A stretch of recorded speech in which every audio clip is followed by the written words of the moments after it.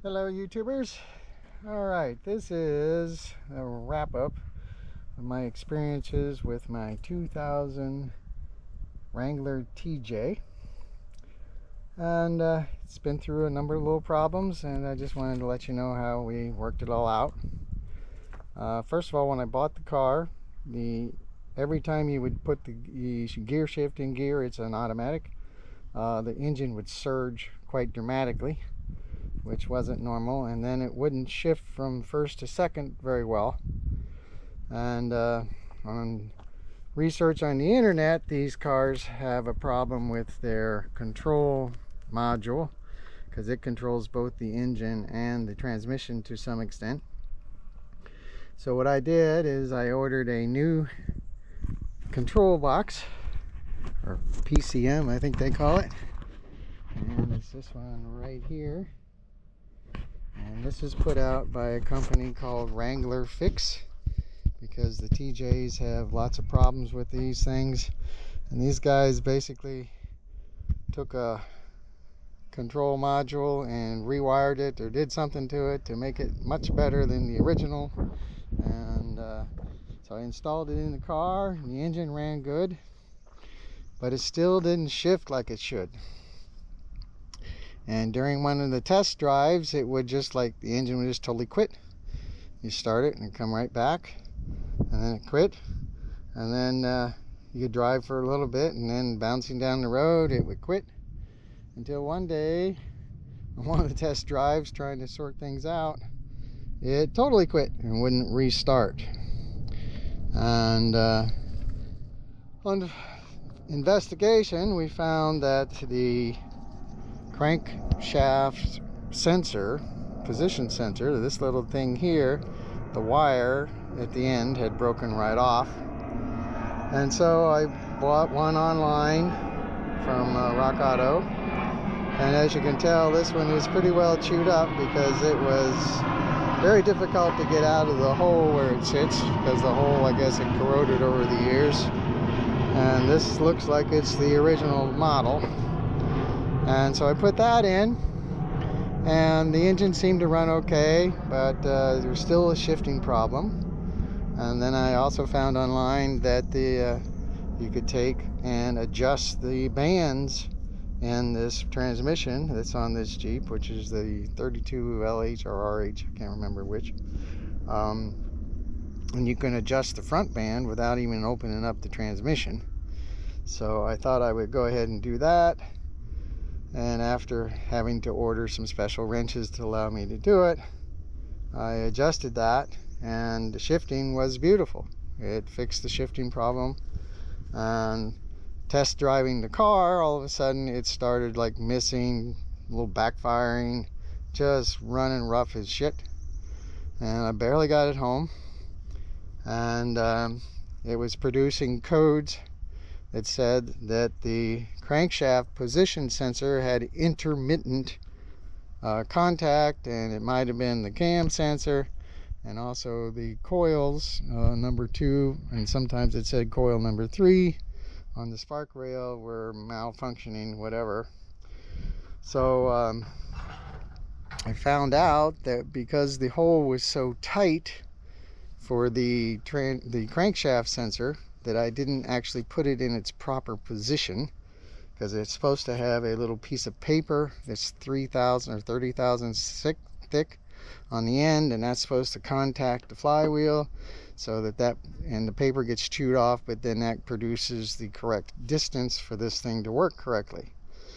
So I took the old one out, or the new one out, and kind of cleaned up the hole and stuck it back in there and made sure it was in the right position, and it didn't make a bit of difference. The engine still was running really rough. And so then I took my old PCM and hooked it in, thinking that maybe the new PCM was causing a problem.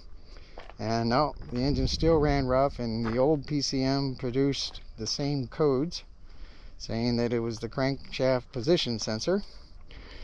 But in the meantime, I had already ordered the parts, so I changed the spark rail, changed the cam position sensor, and it still just ran rough.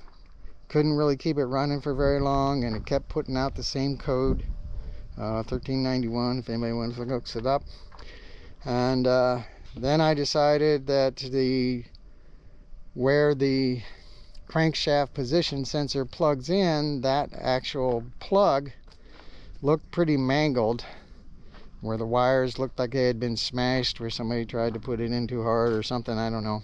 And it's in a very difficult position. It's down on the right side of the engine, below the oil dipstick, and it's just hard to get to. They could have made the wires a little longer. It made it so much easier. But anyway, so I thought there was no way to really check to see if the connector was working correctly, because those wires go directly into the PCM, and those plugs have like about 50 connectors or 50 pins in them. So there's no real way to check the wire, so I just decided to replace the actual plug, the connector. So I did that, and still running like shit. But when I repositioned the crankshaft position sensor that I had got from Rock Auto, I went down to the store here, and they actually had one, and I bought another one in case I screwed the other one up when I put it in wrong or whatever. And so the last thing I thought I'd do was, before trying to trace the wiring harness and find out if there was a wire broken or something like that, was to replace the new one that I had gotten from Rock Auto and with the one I got from CarQuest here on Island. And I put that one in, and that one actually slipped right into the hole. It wasn't tight. Put it in position, plugged it in, and the car runs beautifully. So the one I got from Rock Auto was either defective or it was the wrong one. And the difference that I noted is that the wire goes in and it's all epoxied on the end where it seals it. And the one from Rock Auto didn't have any epoxy or anything here. It was still magnetic like this one is. But anyway, just to let you know, it took a few months to get through all that, because we were ordering parts offline, and our shipping and stuff, and my time and the time to get the parts here and messing around. But just to let you know that this Jeep has always had a problem when I bought it, and the shifting and the surging, the PCM from Wrangler Fix in Florida has made the engine run very smoothly. The new parts, the other new parts seem to be working fine, but it ended up we had a defective new part. But this car now runs smooth, shifts smooth, and it's a hell of a lot better. It's like a brand new car.